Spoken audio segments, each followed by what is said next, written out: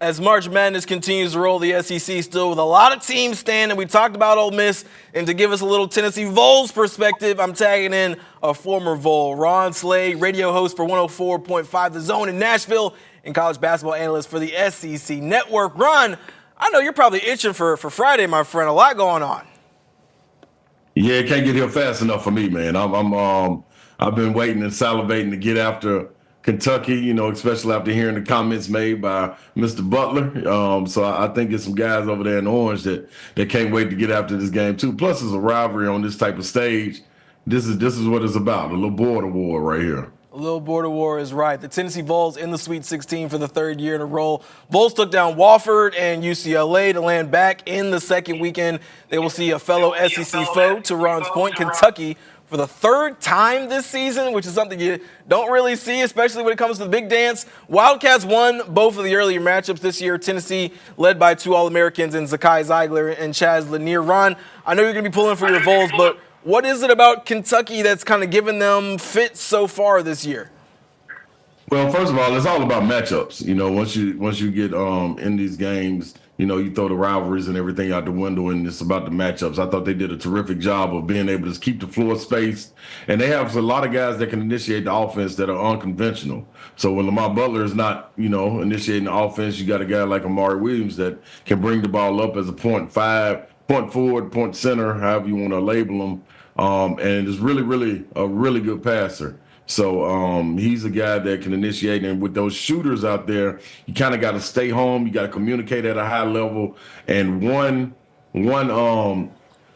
little piece of space, and they got an opportunity to knock it down. They also have guys that can come off the bench. They're known for shooting, and they've shot the ball really well versus Tennessee. Now, have they shot 50% in 2 games versus anybody else in the country? I don't think so, but they were dialed in, locked in. You had guys that went down with injuries, where other guys like Noah and Perry, they stepped up on the wings coming off the bench. So I think one thing about it, man, the matchups of the length, I think bothered Tennessee a little bit early on, and this being a first time seeing an offense kind of like what Mark Pope was running, gave them a little bit of a little pushback, but I do think now walking into this situation, it is a little bit different. Both teams are different.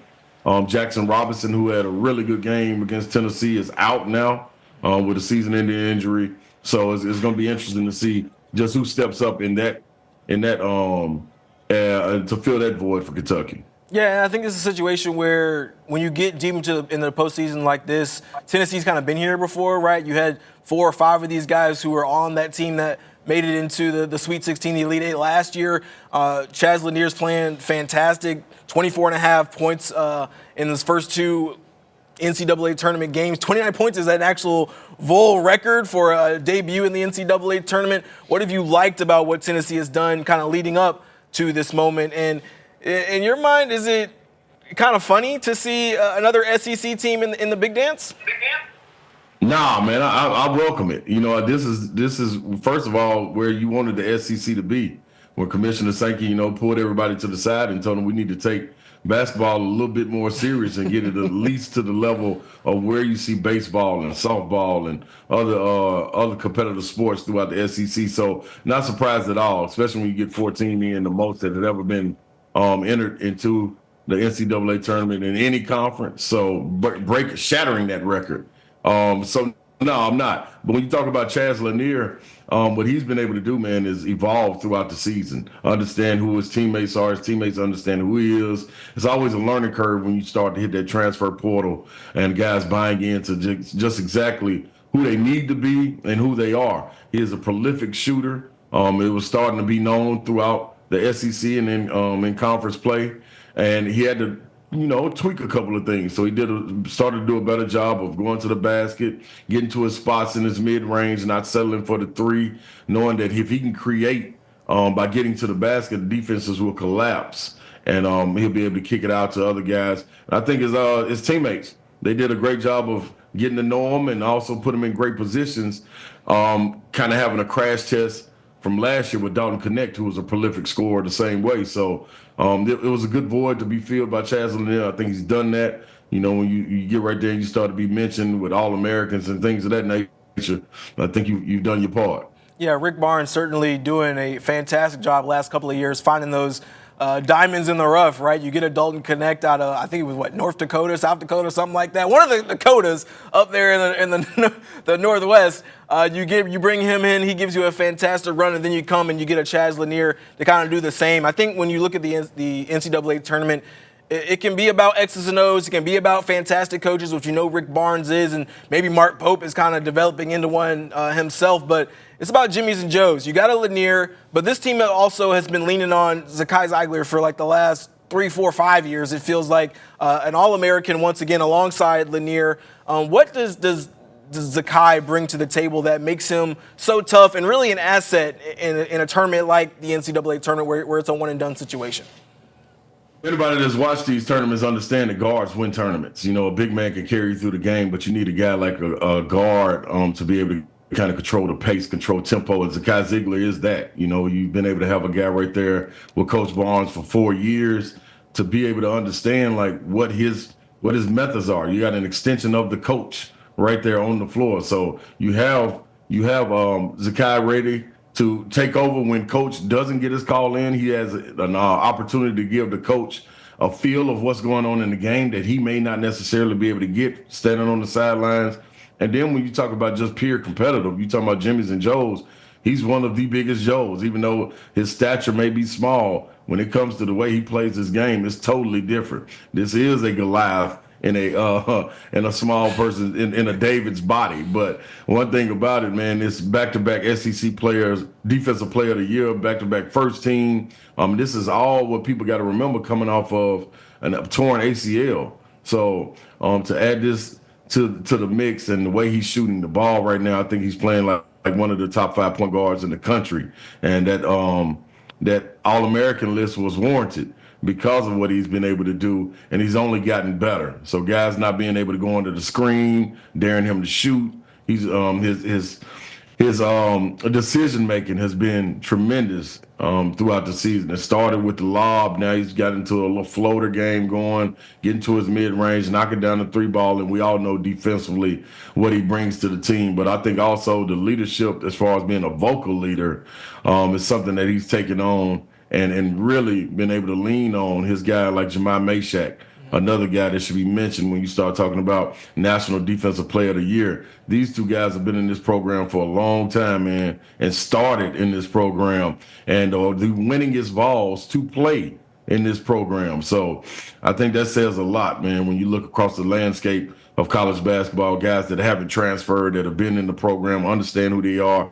You have a culture about yourself. So along with Zakai Zeigler, you get Jemai Mashack, and man, it's a different ball game with those 2 guys out there. Yeah, Ziegler and Mashack, it's rare that you ever get 2 guys on the same team who are going to both be in the conversation for Defensive Player of the Year nationally.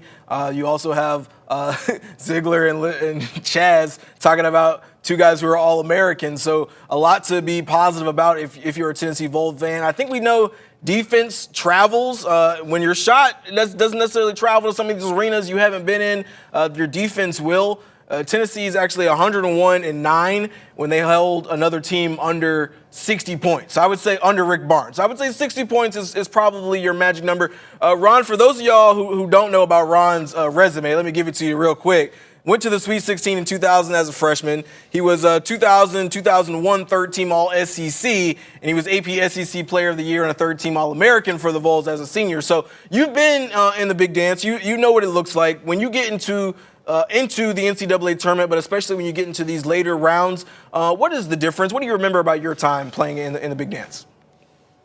Being able to contain your emotions. It always helps when you got experience and you've been there. And I think that's some of the things that not only the coaching staff, but you get guys like your leaders able to lean on, man, because you can get caught into the glitz and the glamour, the police escorts. You get into the gym, all the media's there for the practice, and it's cameras flicking. You got a certain amount of time, I think 40 minutes to get your shoot around or practice in, and it's all kind of crunched in. So you got to be detailed and intentional about what your time is when you're moving forward in this. And I thought my freshman year when we went into it, man, I was lucky because I was able to come off the bench at that time, and kind of follow the guys and we had some good leaders on our team, and Tony Harris, Vincent Yarborough, Isaiah Victor, C.J. Black, Charles Hathaway. The list goes on and on. But those guys were there to kind of lead us, and we, in a sense, followed. In the year after coming into it, we kind of knew what to do. Going into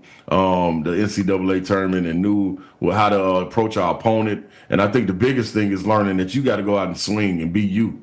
It's not necessarily about countering in that initial jump ball. Go out and be you and see what the team does, and then you start to make your pivots and how it goes. But another thing, man, the underdog. Whoever the underdog is in there, man, that crowd will flip on you. As the favorite, you look up, man, and everybody be cheering against you. You be like, man, we ain't even did nothing to y'all folks. Y'all don't even know us. You know what I'm saying? But it get a little funny like that, man. But it's always a great time. It's one of the best experiences, man, that you will have as a basketball player, and that's from professional level all the way down to pee-wee, man. You just college on this platform is nothing like it, because there's so many people that follow this game, and so many people that have followed the history of it when you get to the NCAA tournament. So it's going to be interesting to see how it played out, but some of the best times of your life right here, and you'll never forget these 3 weeks. All right, let's take one last look at the bracket here. You mentioned the 14 teams from the SEC that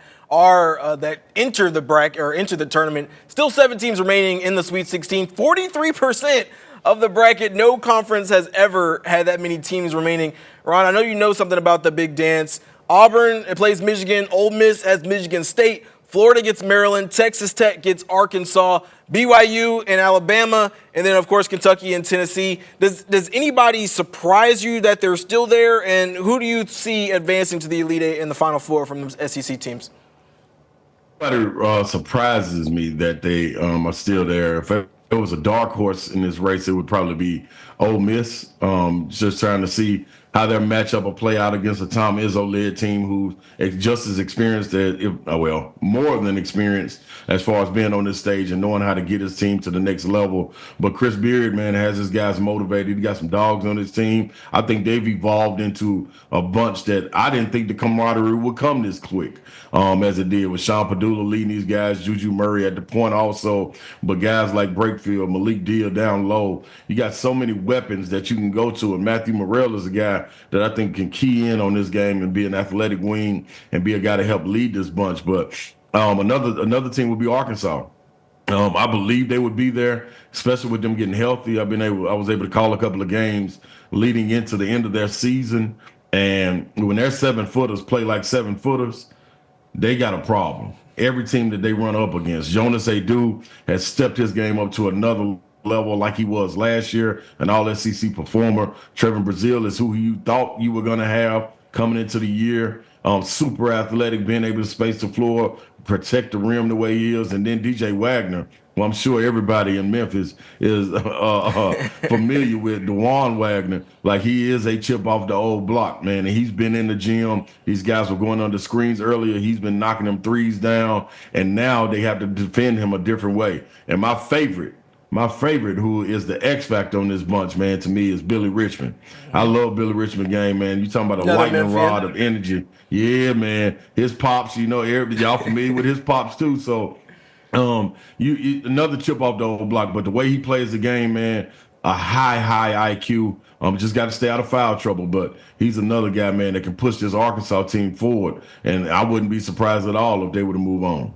Yeah, Arkansas to me is maybe the biggest surprise, not because they're not a good ball club. They just started kind of so slow, and you were wondering if John Calipari was going to be able to kind of get them into a place where they would be able to really compete. And they didn't do well in the SEC or really in the SEC tournament, so you're kind of like, you're kind of ho-hum. And then they get in, and then John Calipari just starts working that magic, right? And we know why he's been so good for so long, especially when he was at his Kentucky days. Certainly everybody in Memphis knows what he brings to the table as a coach. So we'll see who pans out here and gets into the Elite Eight and potentially a Final Four. I would say a team from the SEC has a pretty good shot to make that happen. Ron Slay's Tennessee Vols will take on Kentucky tomorrow night, 5 p.m. Central. I'm sure he'll be watching with bated breath. Ron, appreciate you being on the show today, man.